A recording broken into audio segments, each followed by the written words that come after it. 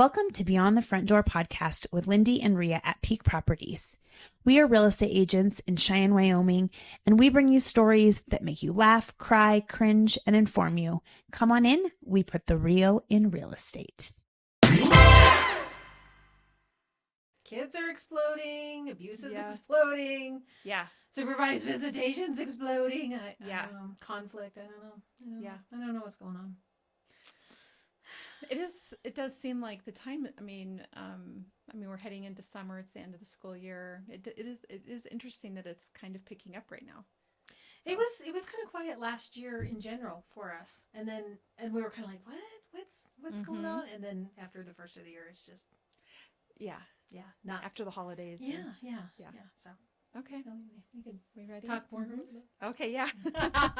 Well, welcome everybody to Beyond the Front Door podcast with Lindy and Rhea. And we would like to welcome our guest today, Lynn Huylar. Is that how you say it? Yes. Lynn Huylar from Safe Harbor. Awesome. I don't always get it right. Okay.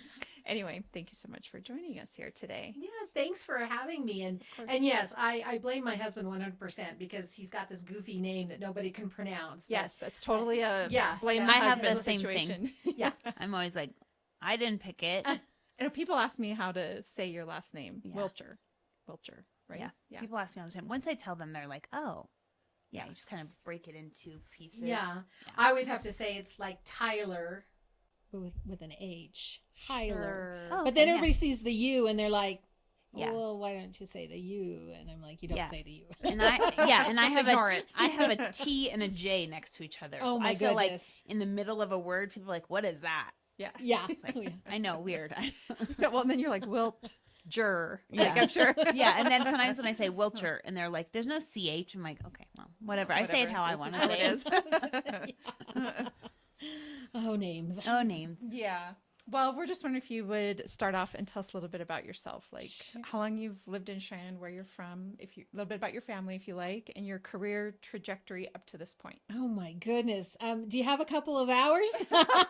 The condensed version. The quick and easy, I suppose. Quick and easy. Yeah. So I was born and raised in Cheyenne. Oh. Have kind of a long-standing family legacy. So my maiden name is Story. And so if you think about Story Boulevard and you think about Story Gym, that's part of your family. That's my family. That's my family. That's cool. Story Boulevard, the Stories used to own all that land out there, and so that's how it got that name. Got its name, and then they sold off all that. I'm not the bearer of any of that, which I would have loved to have had some property there, but so that, and then my great-grandfather was William Story, and he was on the school board for 25 years, LCSD #1 school board for 25 years. And so then they named Story Gym after him. It was my great-grandfather, and then they called them the Story Boys. There were 5 Story Boys, and they kind of ran the city of Cheyenne. The other famous story was Jim, not Jim, well, he was famous too, but Ed Story. So at the time of the Great Depression, the Cheyenne Frontier Days was at a pivotal point where it was not going to be able to be sustained because of the Great Depression. It was actually Ed Story who pulled it back together, kept it going. So I got that kind of lineage with him doing that. All the Story Boys were in politics. So my grandfather was a county assessor. And then it kind of trickled down. It continued to trickle down. And so my dad was on city council for many years. And then I jumped into politics, and I was on the Laramie County School District board for 8 years, for 2 terms. So I kept the lineage of some politics. So we kind of have that lineage as well. Yours more youth focused, it sounds like. Yeah, yes. It was. So I love community. I love the community of Cheyenne. I love Cheyenne in general. I left for 3 years and lived in Omaha. My dad sold land for the railroad, and they moved us to Omaha, and he hated it because every week they would put him on a plane and he'd fly back here to do his work, but we lived in Omaha, so he That told doesn't them, even make sense. No, it doesn't make sense. So he said, move me back or I'm quitting, and so they moved us back. So I do have 3 years that I lived in Omaha, which was a good, fun experience as well. But pretty much I've lived my whole life here. Met my husband, he was in the military. with F.E. Warren Air Force Base. We met, and then he got out of the military and went back to school, and then he went back in on the guard side, and then he was active duty Air Guard, and then he retired from that. So we're retired military. So I have that military background as well, a military spouse. So you were able to stay living in Cheyenne while he was in the military? We were. You didn't have to move at all? No. We were, when he was active duty Air Force, it was the Gulf War, and he was on the rotation to go to the Gulf War. Then we got out right before he had to go to the Gulf War, and then we joined the Guard, and the Guard is more local. They do some deployments, but the organization he worked for, CAX, Command and Control Squadron, they're all local. They do deploy, but just within the confines of the United States, and he can't tell me all about those secret things that he did. So, Sure. So yeah, we've stayed here. So I've raised my kids here. I have 3 kids. They're all grown. Mm-hmm. I have one who's a pharmacist here locally. I have one, she lives in Laramie, and she gave me my first grandbaby. Oh, we love grandbabies. I do love grandbabies. And then my youngest son is still in school, getting a degree in special ed, and then wants to be a occupational therapist because he's got some disabilities, and he's turned those disabilities into abilities. Yes. So- Yes, I love So, that. Great. Yeah. So that's a little bit about me. Now, do you want me to talk about my safe harbor? Yeah, let's talk about Safe Harbor. I guess I didn't even, so just to give you a little bit of background, both Lindy and I, so there was a supervised visitation center in Gillette that was attached to the CASA program there, and that's actually where Lindy and I met, was that we did supervised visits and exchanges. Yeah. And so we know a lot about what you do, but I hadn't heard it. I mean, when I came to Cheyenne, I didn't know if there was such a facility here and why it would be named Safe Harbor. You know, like what's the story behind it? When did it begin and all of that? So Right. Yeah. So yes, I'm the director of Safe Harbor, a children's justice center, but we kind of lop off the children's justice center because it's a really long name. So we just are called more Safe Harbor. We get it confused a lot with Safe House that works with domestic violence and those kinds of things. But we are Safe Harbor. We got started in 1999, and we were a community, kind of an outcrop of a problem, right? It's good when communities come together and say, we've got a problem, how are we going to solve this problem? So the problem at that point in time was child abuse and neglect cases, investigations were kind of falling through the cracks. Everybody was working in silos, everybody's doing their own thing, and some cases were not successfully getting through the system, and kids were seeing the tragedies from they were that. languishing, I'm sure. Yeah. So they researched what to do, and at that same time, there was an emerging national organization called National Children's Alliance. I know it doesn't even have our same name, but it's what it is now is child advocacy centers. And child advocacy centers brings your community, all the people who are statutorily mandated to investigate child abuse and neglect, brings them all together and doesn't make them, but encourages them to work together as a team, a multidisciplinary team. It's kind of hard. I thought child advocacy centers, and it's been a minute, so help me, focus primarily on child sexual abuse, not child abuse in general. So, They do. Okay. They got started doing more just the child sexual abuse, but Okay. we at Safe Harbor focus on all child abuse crimes. Okay. And I think nationally across the board, if you look at more of your rural child advocacy centers, we do it all because we're rural. We have to. And we have to. So if you're in, say, Detroit, Michigan, and you're serving all of Detroit, you might only do sexual abuse. That might be is what you focus on, but I don't think so anymore. I think we have really morphed into, it started as just child sexual abuse, but it is morphed into, we cover all crimes. So what we do as the Child Advocacy Center, we support the multidisciplinary approach to child abuse and neglect in our community, making sure that people are working together, not working in silos for the best interest of the child, making sure that the child isn't jumping through hoops, that the team is jumping through the hoops and not the child. How we do that is a couple of things. One thing we do that is we have what we call case review or team meetings. And so statutorily, there's a statute in Wyoming that is called child protection teams. And under that, we then can meet as a team and we can discuss cases that are happening in our community so that everybody's sharing the same information. Everybody's working together. Everybody has the same information. We do that once a month. We do that on the second Thursday of each month, and we call that the investigative team. And then we also have a community team, and the community team comes together and talks more like community initiatives, training opportunities, trends, what's going on, and then how can we effectuate that. And I can talk a little bit about the fun things that we do, because we do just some fun things there. But anyway, the case reviewer and the investigative teams really is so that all of those disciplines, prosecution, law enforcement, social services, victim advocacy, mental health, and medical can all come together and discuss those cases so that that the child's not being protected by the system, whatever that may look like. And so that can be like we have in the community, we have SANE nurses, sexual assault nurses, and they see kids and they do the medical diagnoses of kids.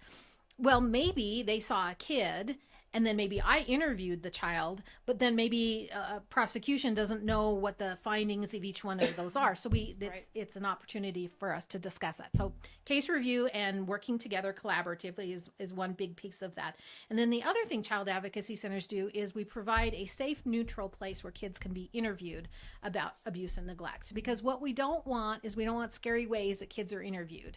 If you can think about being a 5-year-old and having to be interviewed, sadly, and I'm not saying this in a derogatory way, but you don't want to be interviewed by a 6-foot cop sitting at a table staring at you with his badge and his gun on, right? So I actually have to tell you, that happens. Oh, it does. It does happen. It does and happen. I've observed that happening, and I think what people don't know is that, just like you're saying, in rural areas, you do have to sometimes depend on detectives to interview a child, because ultimately people become highly specialized in the art of interviewing children. Yes. It's not as simple as anybody might think. It is complex. Yes. Because not only do you want that child to feel comfortable, and to provide for them to know that you're a safe space to share the information with, but then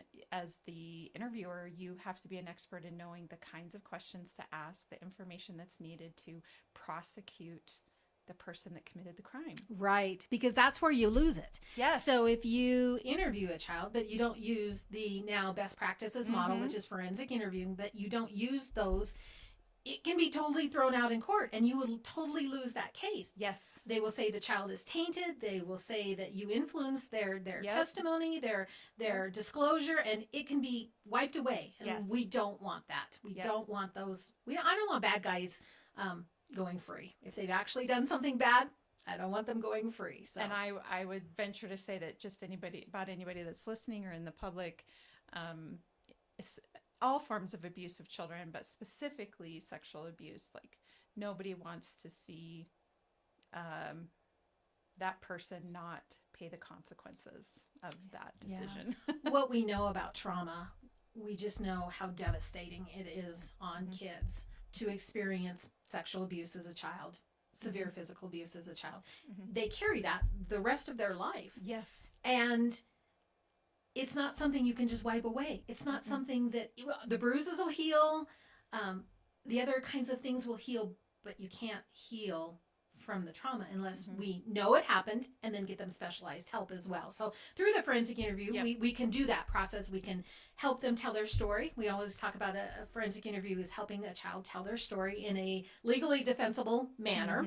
And yes, I get that all the time. I get people all the time, well, what's so hard about you're just talking to a kid? Well, try to sit down and with a child and talk to a child, not asking one leading question, people think, well, I'm not asking leading questions. Generally, you are. You are asking just by the nature. Even if you just say something like, well, you went to school today. Did your teacher give you any homework?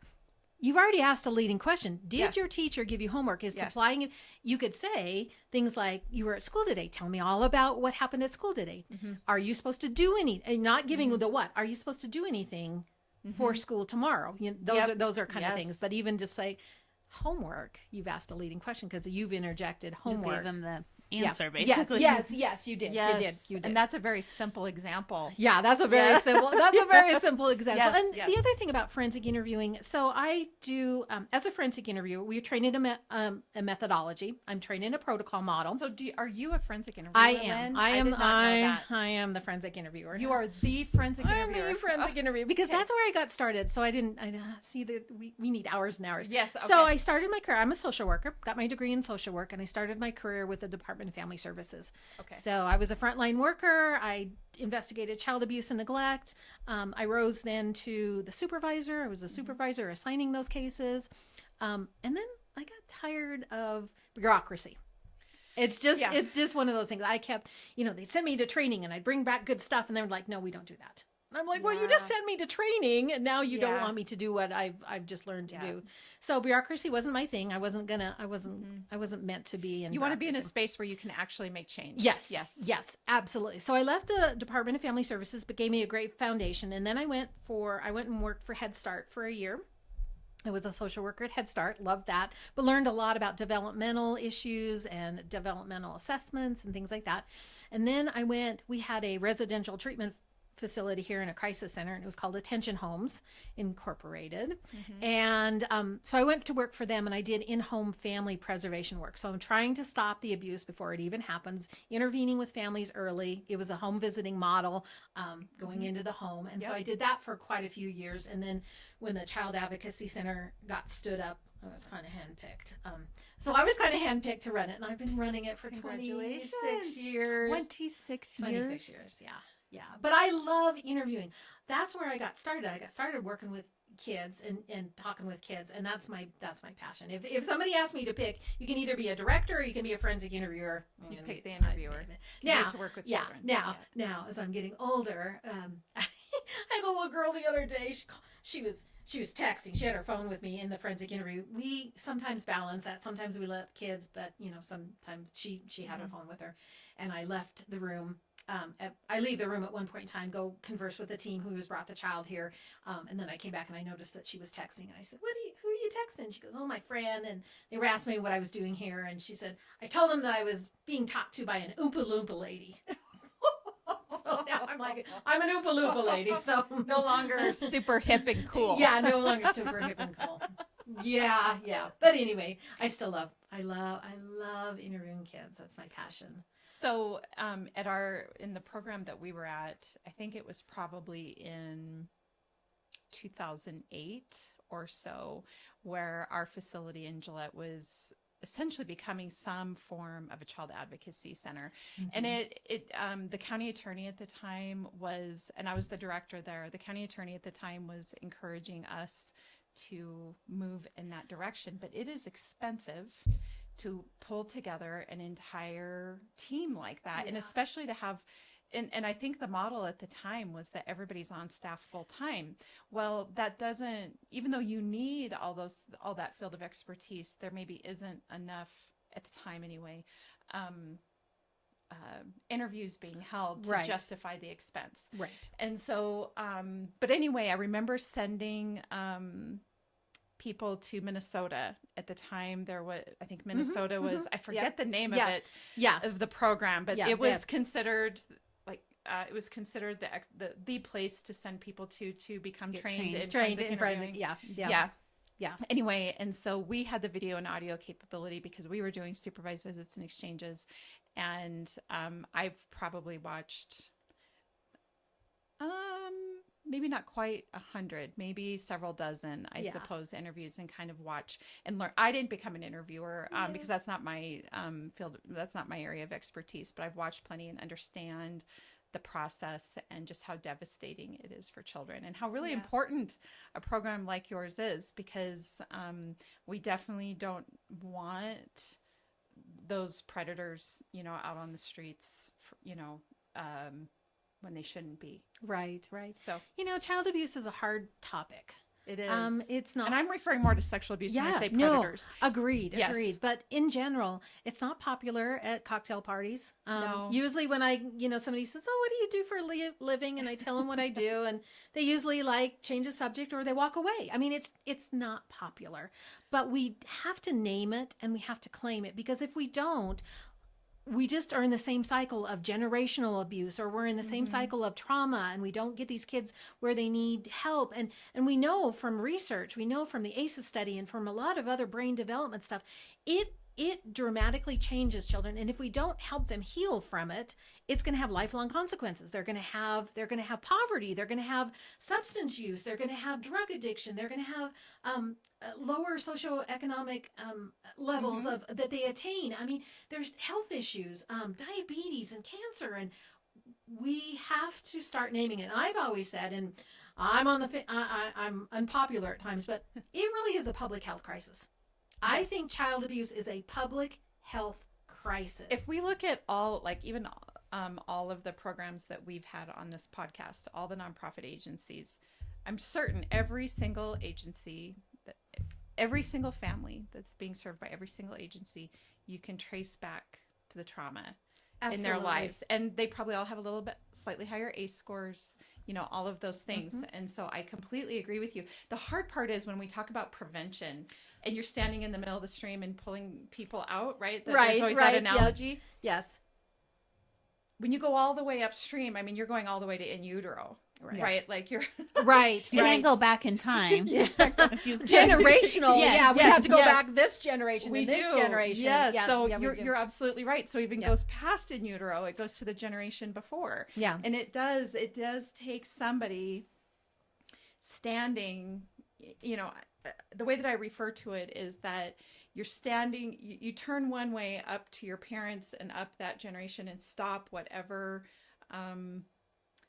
unhealthy cycles that are occurring. Stop it here and then turn and face your own children and change how you're operating. And it's incredibly hard. It is hard. Especially if you've got influence over here and you've got everybody trying to tell you what to do, plus you're trying to survive. And, it's hard, and kudos to anybody that's out there fighting it and doing it. So when we talk about that, a couple of things we do, and then we got to jump to supervised visitation. There's just so much. So we do a small research project at Safe Harbor where we ask on our intake of the forensic interviews that come in, we ask whoever has brought them in, the parent, the non-offending caregiver, the mom, the dad, whoever we're doing the intake with, whether or not they were victims of child sexual abuse as a child.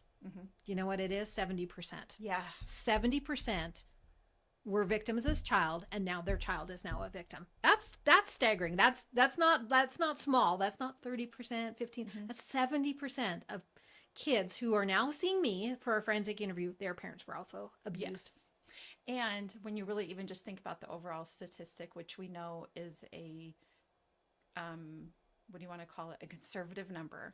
Yes. That 1 in 4 women will be sexually assaulted, and 1 in 7, and I don't know if it's not 1 in 6, 1 in 6 or 1 in 7 men will be sexually assaulted in their lifetime. And that's a conservative number because we're going based off of reported incidents. Oh yeah. So when you really take a look at the numbers and what that looks like, for those of us that have worked in it in a long time, your 70% isn't all that surprising. But I think to the general public, if there's 4 women sitting in the room, the likelihood that at least one of them has been sexually assaulted in their lifetime is really high. Yeah. And we ask that question. We there's nothing more than, were you a victim of child sexual abuse as a child, and was it reported?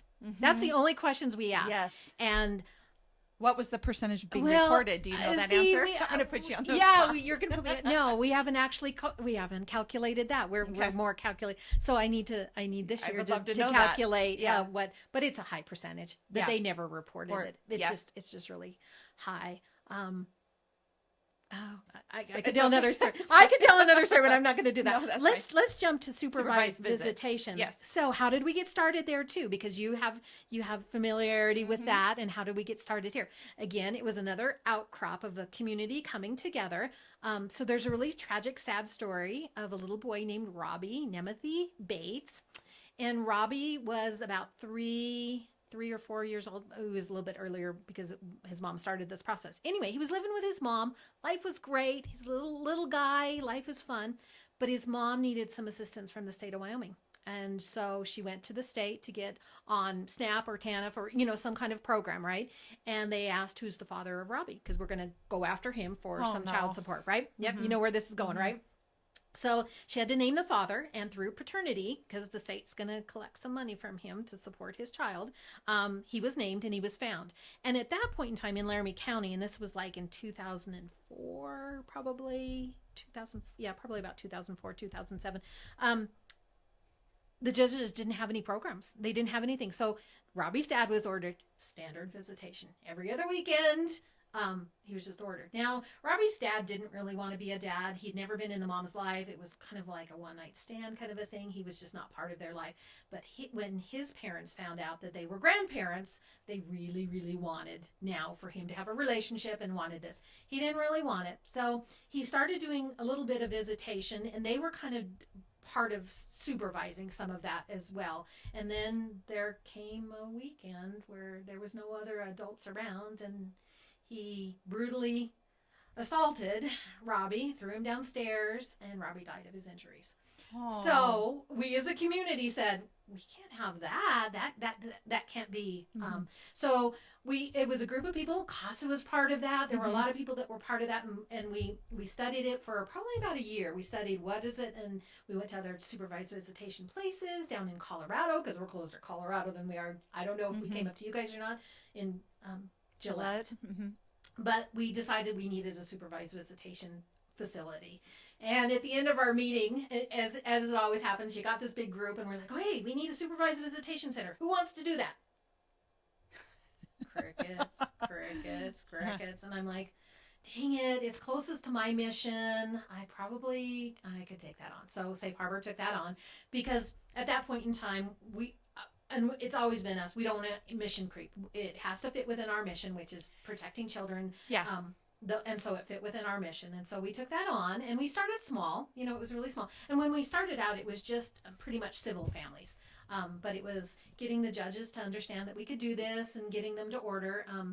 And so we did that for quite a while. And then it just takes off. It's once the court system and its members become aware that such a program exists, it doesn't take long. Right. No. And it's really moved into lots of different areas. So it used to be that we would just do standard visitation at the facility, but now it's at the facility. We do off-sites as well, community visits as we call them. We have exploded with Zoom or online visitation, because one parent lives out of state, and the kids live here, and so sometimes it's where the kids are actually coming to our facility, and they're at our facility doing it, and we're monitoring. Yeah. Sometimes we're just zooming into a Zoom, and the kids are zooming in, and the parent is zooming in, and we're just the neutral party over it. Now, our facility, we do civil families, and that's when they're ordered by a court for custody reasons or things like that. And then we do some, not as many. We don't do as many. We do. I mean, when they need a Department of Family Services as well. Yeah. But we got started doing civil. That's where we got started. Now, we do charge for the visitation, and some people are always like, well, why? Why do you charge for that? For us, it's skin in the game. It's absolutely the families that pay for it. And we are more likely to come and be not cancel at the last minute. Right. Yep. So we do that. We have a sliding fee scale. So if you are really struggling to pay for that, we're going to look at that, and we're going to help, and we're going to lower it down. You pay $5 a visit, or you pay $1 a visit, or something like that. But it's also no respecter of persons. We've had doctors that have used our facility. We had that in ours too. We've had very upstanding people in the community use our facility. So it's no respecter. We had that one that was doctors. We had a doctor, and he was married to a nurse. And they weren't doing all great things, but they had a baby together, and then they weren't getting along anymore, and she gave birth to the baby, and then he wanted to accuse her of using marijuana. So the judge took baby away from her, but she wanted to breastfeed. So we actually did 7 days a week of visitation with that mom so that she could breastfeed. She had to do drug testing, but it was really important for her to do breastfeeding, and then she would pump and she would come, and that bonding. And so we did that 7 days a week with her, but that was a doctor and a nurse. But at least you were able to do that. And I think at the beginning, I know when we got started, which was around 2001, there is sort of a stigma attached to it, I think, and I feel bad for anybody. I used to feel bad when people come in and they're like, I can't believe I got to do this. But ultimately, at least the service exists that you are able, the alternative could be worse, that you just don't see your child, or there isn't a safe space to or you exchange. fight when you when you see each are, other. That's right. We do that. We do safe exchanges. So that's the other component of it, is people can't even get along to exchange their kids. We do safe exchanges. One parent brings the child, drops them off, 15 minutes later, and then they leave, of course. And then 15 minutes later, the other parent picks them up. We exchange some basic information about when they ate last, when they had the last diaper change, any other kinds of things. We really, and it's been great before, and maybe we didn't have the Talking Parenting app. This is the best thing is sliced bread. It's called the Talking Parenting app. Yes, and I wish that would have been available back I when agree. we were doing it. I agree. So we encourage more that they do some communication through that, because we're really about teaching families also about co-parenting. Well, eventually you hope that they would get to that. Yes. We say them all the time. We don't want to be in your life for the next 18 years. Yeah. The one thing that I used to tell people is that, especially if they were fresh off the heels of separating or a divorce or whatever the case is, to give it a year. Like, you really need to be out of here within a year. And sometimes you needed the year to get through all the little quirky holidays, and what did Halloween look like, what does Christmas look like, what do the birthdays look like, Mother's Day, kind of get through all of that, get into a rhythm. And then typically I was like, okay, it's been a year, are you ready? Are you ready to graduate? We That's have usually had about some it. families that have been with us for 5 to 6 years, Yes. and we're on a new path of graduation. If you've been with us that long, we're going to start graduating. We're going to figure out other alternatives. It's easy to get comfortable. It is. Yeah. It really is. But we are open 7 days a week. I don't know many other nonprofits, maybe the Camilla shelter, but we're open 7 days a week. So our heavy times are evenings and weekends. Yep. Because school age children, we're doing a lot of evenings, and then the weekends we're trying to fit all the other families in. If we have babies or young children, we're trying to do those during the day, and then try to balance them between the forensic interviews. We're in a big 3-story Victorian house. We were really lucky. Not many nonprofits own their buildings, but I used community development block grant money. CDBG money. Yes. Yep, that's what we did that too. And I bought the building, and it's been such a blessing, because I don't pay rent. And I mean, as you guys know, you're in the business, rent is exorbitant in terms of your costs, and luckily now I have other costs, like I have insurance, and toilet paper and paper towels and everything like that. But we have generous community. Like, we just had Civic League do a drive for us, and they came and they just gave us toilet paper and paper towels and just all kinds of supplies that people don't think about a nonprofit needing, right? Yep. And you need them more because you have people visiting and using your facility. Yes, using it. So, those are those small little things, because people will say it all the time. Well, what do you need? Do you need some paper? And I said, paper is the least of my worry. A ream of paper. That's okay. I can usually find that at a grant budget that'll do that kind of operating. But I need I need people to come and mow my yard, and I need we used to have we'd have church groups come, and they would come clean the house as a service project. I love those kinds of things. Yes. If you want to do service, I will put you to work. We'll find you can rake leaves, because we are in a house, and so I have all the same costs as somebody that owns a house would. Yes. Well, the one year we had, after we got into our new building, Home Depot wanted to do a service project, and they came in and literally built a playground and put up a fence in the backyard so that parents could go outside. Yeah, they have Home Depot. It was Lowe's that did that for us. I love but they it. did the same thing. They redid our backyard, painted a pretty mural. So we do have an indoor and outdoor space for families. We have a full kitchen.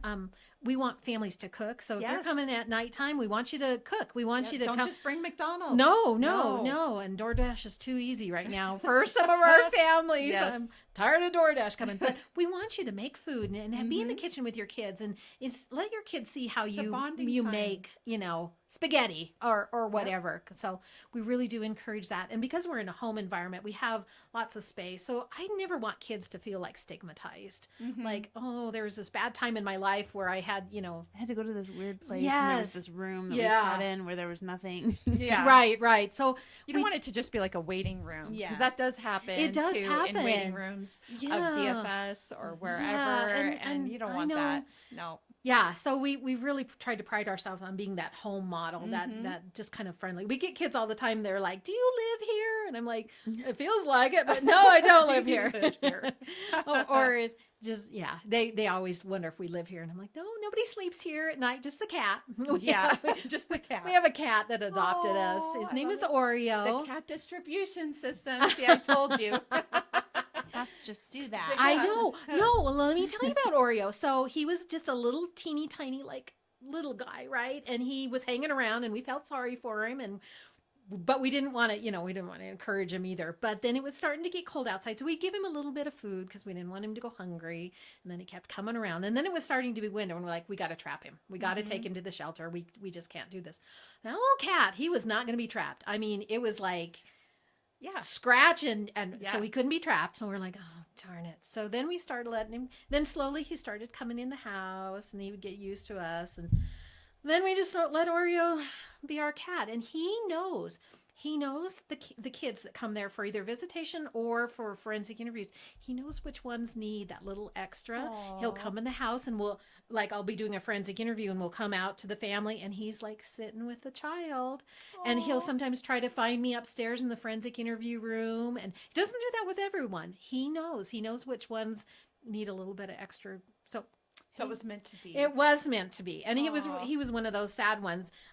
I just think is interesting, but they trap kitties, and then they spay and neuter them, and then re-let them go, and they cut their ear, they clip their ear, so they know that they were one of those cats. So he was one of those cats, but he just adopted us, and that's what they do. Yeah, I love it. Yeah, so Oreo's our house cat, and he stays in at nighttime, and during the day he's usually just like in and out, and so. Yeah, it's bringing me back to, so when the visitation center started in Gillette, we were in a couple different buildings, but Lindy and I were specifically in that blue building. Do you remember, for a little bit of time, just this little plaza, and this is in the very early days, and so we were just in this little space, with a visit room and an exchange room, and we were still kind of developing and working through. Like, what did we keep track of? Yeah. We did have video and audio monitoring the entire time. But back then it was with VHS and tapes. Yes, do you remember that? Yes. And so we'd have these big bulky TVs with these VCRs underneath them. And you'd have to have a tape, and we'd have to store those tapes according to policies in case they got subpoenaed for any reason. And it just, when I think back to how much technology has changed since we were doing it back in the early 2000s to now, that it's much more streamlined, much more everything. But I have a very distinct memory there. I just remember one time where Lindy was sitting at the computer, and there was something going on. I don't remember, but it just is. I do think it's a very worthwhile cause, and it definitely can be helpful. I just think sometimes there's space for people to become a little too comfortable with it. And it is kind of our job as the facility to kind of push the process along. Yeah. It's, children aren't meant to be in that space forever. No. For a short period of time, I used to, like I said, I used to always say, let's try to keep this under a year if possible. But, depending on how things went after that, you never really know. I just think the landscape has changed. We do kind of track a little bit about the reasons why they're there, and drugs is such a driving force right now. Just parents who are just addicted to substance that they just can't then be good around their kids. Huge issues, and we even have people that have to bring us a drug test, and it's not a clean drug test, but if they don't look like they're high or under the influence, we let them have their visit. but it's just it's heartbreaking. It's just because their kids just want their parents in their lives, and they don't understand this whole other thing of addiction and why I can't live with you and why I can't be with you because your drug is more has more hold on you. Yeah. I know people used to say to me all the time, I don't know how you do what you do. I would just want to take all the children home with me. And my answer to that always was, well, the children don't want to come home with me. They want to go home with their mom and dad. I think of all the time, I probably helped over 1,000 families during my time. And I can maybe count on one hand the number of parents that actually had cruel intentions for their children. The rest of them are dealing with generational cycles that they're trying to overcome. And every single person, and I think we're all this way, not just those that are deep in that cycle, we all think we're doing better than our parents did, right? Like we all, whenever we all grow up, we think to ourselves, okay, I'm going to do this differently than my parents did, or whatever the case is. And I think it's especially true for families that are going through this. They think, I'm actually doing a lot better. Right. And that's maybe true. Yeah. That's maybe true. And it may be true. But it's maybe not quite to the standard we need it to be. Absolutely. So, yeah, just very diverse reasons. We've had some really extremely mentally ill people that could never be alone with their child. Yes. And we try to provide that safe space. And that's definitely more long-term. That's more long-term. But, it runs the gamut. That. It's, you're not safe because of drug and alcohol issues or mental health issues or domestic violence issues or, some other conflict or, I'm trying to think, what are the other reasons why people come? I mean, they come to us. There's people that come to us that haven't seen their kid in 5 years. And so we're doing reintegration visits. We're just going to get you reconnected with your kid because you haven't been in your kid's life in 5 years. And you just think you can pick back up where you left off. Not really. Probably not. Probably not. And we have our limits too. We've had some families that were like, okay, this is not the appropriate place. You need to do therapeutic. We need to get you into where a therapist is having these guided conversations between you and the child, because there's a child that's very angry and very upset at their parent for whatever choices they made or whatever they did.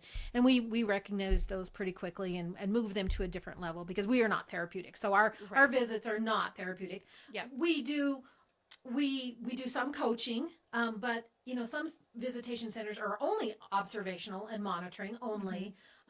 We kind of do a little bit of coaching, but we still let them it's their choices. And it's hard sometimes because you'll have a mom or a dad who only brings junk to eat every single time. And you're over there like, we were always can like, you bring something that's a little bit, bring something.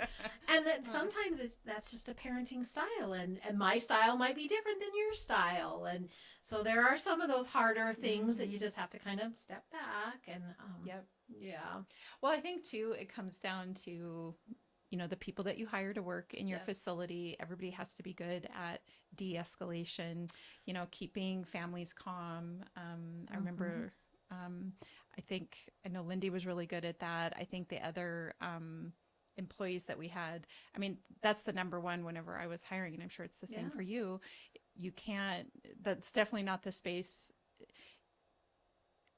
Conflict is going to occur, and it's definitely not the space to be escalating it. You definitely want to de-escalate it and deliver messages to parents that are in a safe way, that they feel cared about and not attacked. There's some real tact that goes into that. Oh, yeah. So we have some strict policies about being late to your visit. And we're pretty lenient about this. 15 minutes, okay? We have this 15-minute window. But if you're past 15 minutes late to your visit and you only have an hour visit, what are you doing? Yeah, you're not getting your visit. And so we've had to turn some people away, and they're cussing at us and they're really mad, but we're also teaching them to be a little bit more showing up in their kid's life and being a little bit more dependable, because you need to be dependable in your kid's life.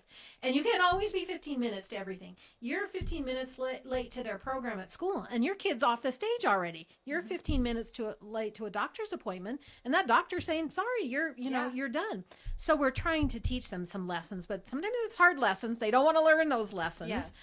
It really is hard. But conflict, we always kind of say too, if they're starting to ramp up conflict, hey, we know you're angry. You're not angry at us. Yeah.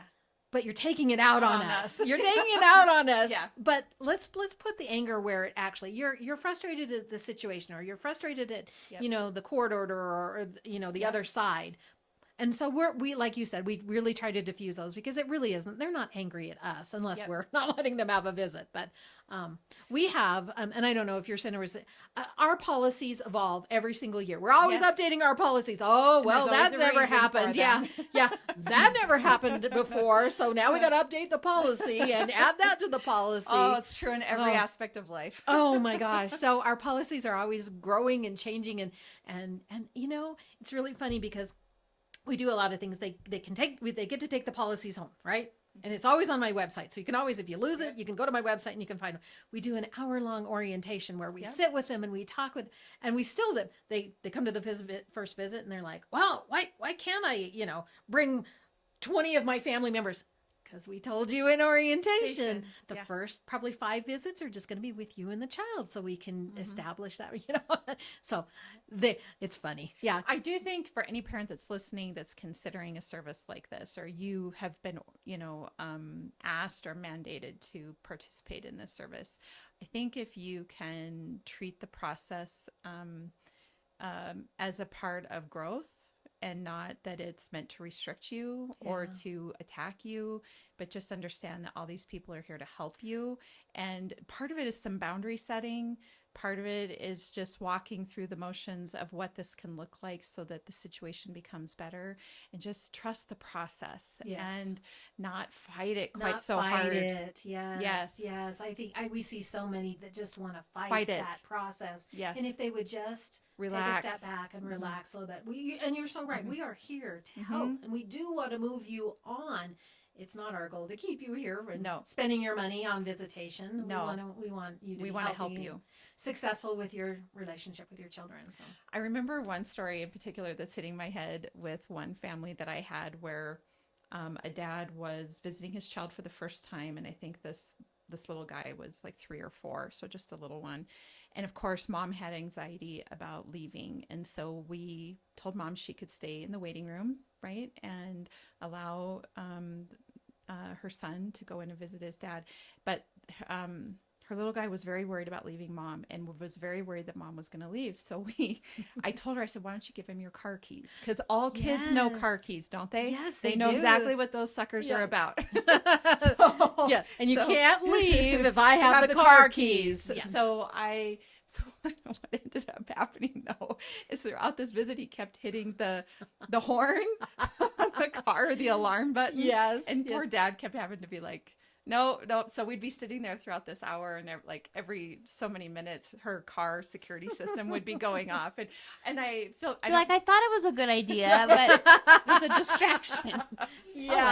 But it, and so next time let keep your fob on you. Yeah, no, we'll just take the keys part. But anyway, it was just it's this cute little fun memory that I have, and I know that they eventually kind of worked through it and were able to move on to the next step. But I think that's the other thing for people to know about a facility like yours is there's a spectrum of the way that this can happen, and there is how do you want to say it? There's a process to move through. Yes. And I think and you tell me if I'm wrong, but the way that I remember it is that parents had a lot of anxiety that this was just going to go from 0 to 100 really quickly. Right. And it just doesn't work like that. There's a process to be done. Trust the process. Trust the process. Yes. And trust us as the professionals that we're going to be working with your attorneys, because there's always attorneys involved. Yes. And we're going to be working with those people and giving them we give factual documentation of what we're seeing, right? Yep. And so we don't necessarily give our opinions. So we don't say you're a crappy parent or you're a great parent. We're going to give you, this is what you're demonstrating in your visit, and then we're letting attorneys and judges decipher that. So we're doing that a lot. So yes, trusting the process that we're going to help you. And we've been doing this for, 20 plus years. We know how this process works, and trusting us, because yes, there are people that want to go 90 miles an hour through the process, and it doesn't. Now, some court orders will say there's a graduated way we have to do things. You're going to do 5 supervised visits, and then you're going to have 1 community visit, and then you're going to start having your own, there can be some of that, and we follow court orders to the best that we can, but we're also working with our attorneys and through all of that process. Yeah, and the other thing I kind of wanted to point out is, you guys are talking about what happened up in Gillette. There is this is a national organization. So we follow the National Supervised Visitation Network. And so we follow their best practices. We're members of that network. Their leader, Joel Nolet, comes out to a conference a lot every year and does some training for the Joint Symposium on Youth and Children that happens every year. And so we have a really good relationship with them, and we follow those best practices. And so, it's we didn't just make it all no, up. we didn't just make up this. And that's what I think is interesting about both programs that we run, Child Advocacy Center and then Supervised Visitation. We both have national standards, national organizations that we follow, and those best practices. We're going through accreditation, but we're an accredited member of a Child Advocacy Center, and then we follow the model of Supervised Visitation Network, which should give people some encouragement, comfort that we're following standards of what is best practice. So and because of that, and the great work that you're doing, you're trustworthy. Yeah. So.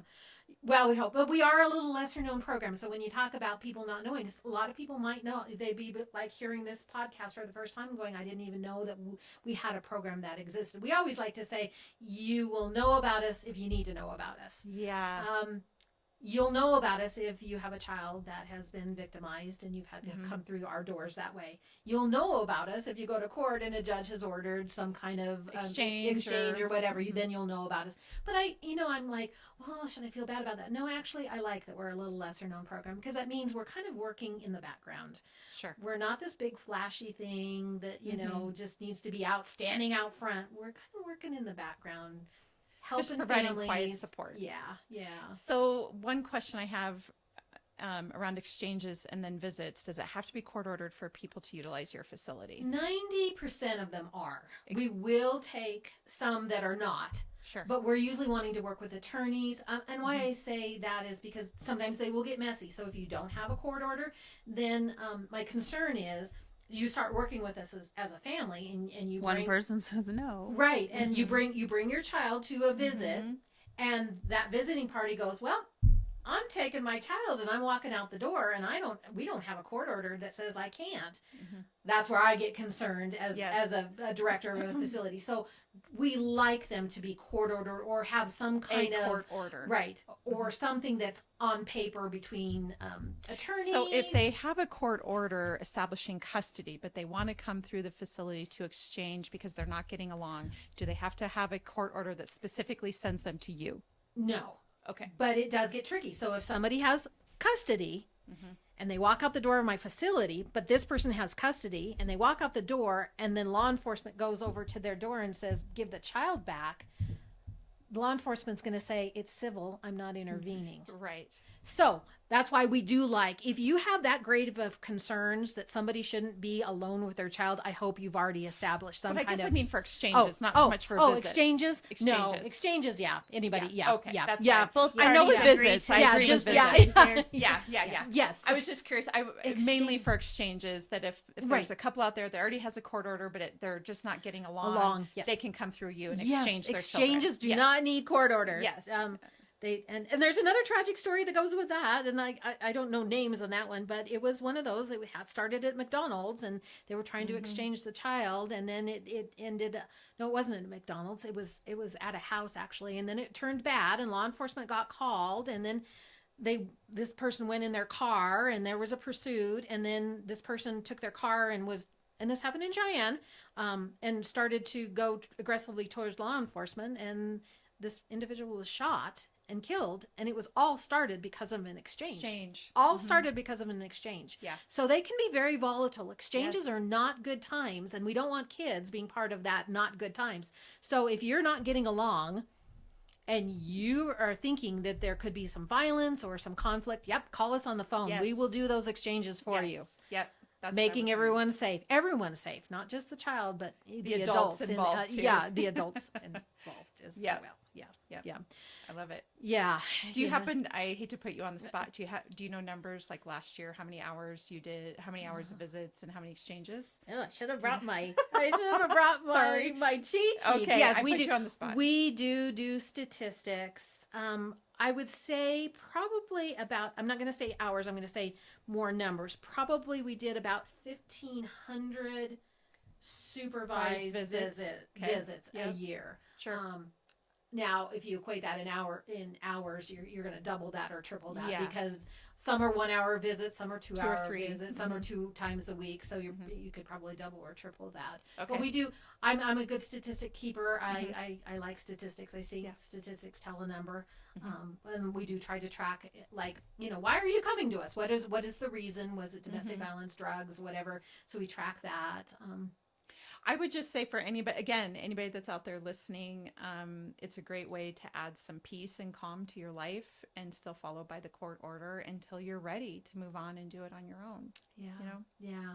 Agreed. And I know sometimes people tend to like to use family members or a friend, but when it starts being contentious, you want to think about your loved ones too. Because we've seen sometimes it go bad. It's grandma that is doing the exchanging in the middle and of put it, right in the yeah. middle. Yeah. And we want grandma to be grandma. I don't want grandma to be this in between that Yeah. is caught in the middle of that. So, use this as a facility. And we will graduate you on. We'll help you. We are thinking about adding co-parenting.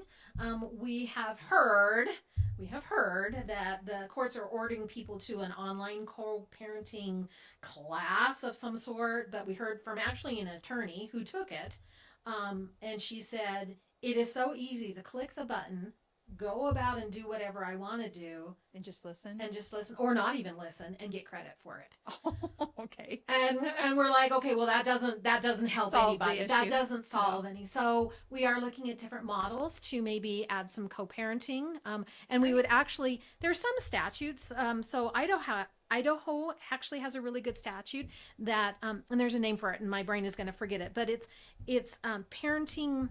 It's more like parenting coordination or like where we would just help you coordinate some co-parenting stuff. Like we'd come and sit you down and we would talk about, okay, let's talk about the rules at your house and let's talk about the rules at your house. And is there any way that we can kind of meld Mesh those those together? Okay, you want to discipline this way, but you don't want to discipline that way. How can we because I'm always really sad for kids who have to live in 2 different houses. And over at this house, it's one way, and over at this house, it's another way. And kids sometimes... And then they have to adjust when they switch. They do. And they have to, take their little belongings. I had a kid the other day who all she wanted was this stuffed animal. And it's her favorite. And she sleeps with it, right? And she took it with her to go over to the other side. And the other side would not give it back. And I'm like, why is this the battle you're fighting at this point in time? But kids do have to have, like, you can only have mom's stuff, and you can only have and they get to where, like, I bought that, and then you Yes. take it over there and you leave it there. Oh, clothes are a big thing. Yeah. Clothes. I've and then heard you that. have parents that just don't bring the clothes back. They don't. And They don't. And then it creates this. I sent you in this brand new outfit that I bought at Walmart, and then you send me back in something that you picked That up they've at a good, outgrown. or a Goodwill outfit or Doesn't whatever. fit 'em, and- Yeah, I mean, these are these battles that these people. If we can get to helping them understand, let's focus on the child. You guys can have your issues. You can hate each other. I get it. You don't like each other anymore. You hate each other. There's lots of bad blood there, but let's focus on what's best for the little kid here. And so I think we're looking. You're considering that. Yeah, we're looking at something like that. That would be like a program, maybe like a 12-week program, or we'd work with you for 12 weeks and try to hopefully get you to that point. And then there might be, and there would be a fee, but there might be a fee like if you still needed to do some coordination, helping us kind of navigate, because people fight over the stupidest stuff. It's just really, really stupid. But if we could help you kind of navigate some of that. So we're working on that. I That's love something, something we're looking at. Because I think when you talked about the child abuse epidemic earlier, I think the epidemic around mental health for children that have grown up with parents that are divorced is equally Yeah. hard. So yeah, I think what you're doing is really awesome. Thank you. Yeah. But it takes time and it takes resources and it, Yep. I Gotta be wish, intentional.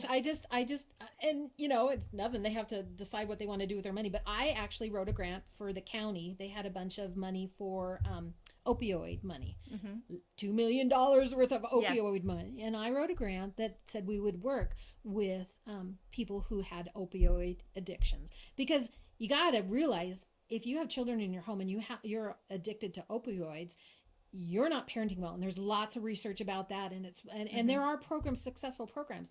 So I wrote that grant. I didn't get funded. Darn but it. I know, but we're still not at the point of recognizing that whole public health model. Yeah. If you work with those kinds of families, you're not only going to affect that person with the opioid addiction, you're going to work with a generation, and you're going to make generational changes if you can do those things. So, I love it. funding is always an issue, as always, nonprofit just doesn't get the just due that we need. All that fundraising. Well, tell me, so how can people find you if they want to use your services? Sure. So we do have a website. It's www.safeharborkids.org. Okay. You can go to our website and you can click on different links. And if you want to look at our application for supervised visitation, it's under services. So you can go down and see that. Also under services, we have a mental health directory. So we try to update all the mental health providers in the whole Laramie County and what insurance they take and what their specialties are. And so that's on our website as well. So you can find us there. You can always call us at 632-1708. And we'll give you resources. We'll give you information. We'll talk to you about your situation. Yep. I had a grandma call me yesterday, and I just kind of walked her through. She's got a granddaughter who's suicidal and probably needs some residential treatment. And so walked her through what that looked like. So we want to be a resource to just even talk people through. Because unfortunately, sometimes social services can be scary. Nobody wants to call. Nobody wants to, because they always think, they're going to take my kids away. Call us. We'll walk you through. We'll talk you through some of those things like that. Awesome. We just love it. Yeah. I like what you're doing. You're doing a good service. So thank you so much. Yes. Yeah. Thank you. So as we wrap up, Lindy and I each have a question we ask everybody. So mine is, what is your favorite thing about Cheyenne? Oh, that's a really hard one. I would have to say that I really like that we're still kind of a small town feel. I know we're larger, but we still have some of that small town feel, and I do like that. You lose that. You go to Fort Collins, you go to you just lose that. So I like that. I also like how we're a community and we do care for each other. Yes, that is evident for sure. Yeah, we do care for each other as a community. Yep. So I like that. Yeah.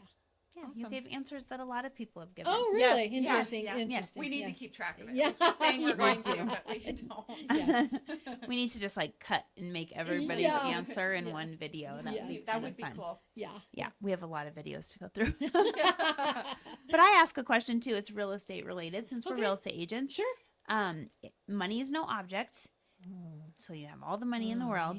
Man. If you could buy real estate anywhere, where would you buy it and why? And what is it? And what's the real estate? Anywhere in the world. Anywhere in the world?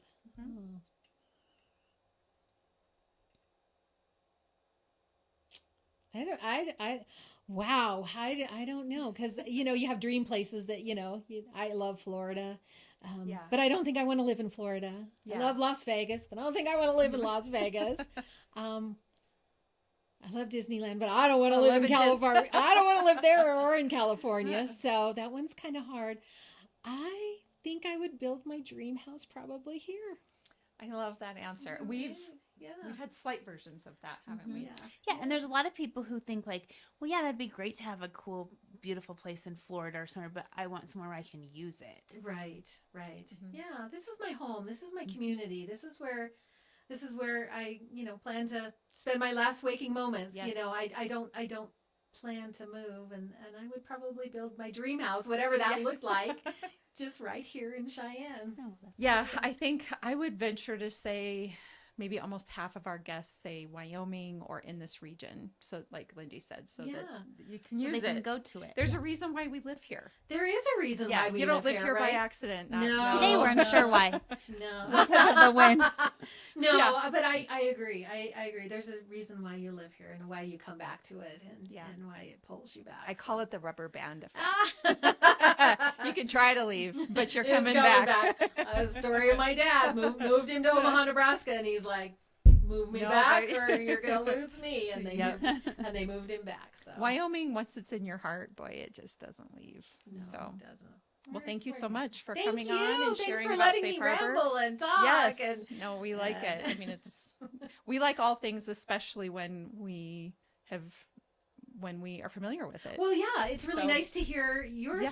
your story as well, and how you navigated that up there. So that's way cool. Yeah. Yeah. Well, thank you Thank so you. much for coming Yes, on. thank And you. for all of our listeners, as you know, Lindy and I are realtors. So here at Peak Properties. So if you're looking to buy or sell, we'd love to help you with that. And of course, you can find Beyond the Front Door podcast on YouTube and all your podcast channels. Make sure and hit that subscribe button. We hope you have a really great day. Thank you. Thank you.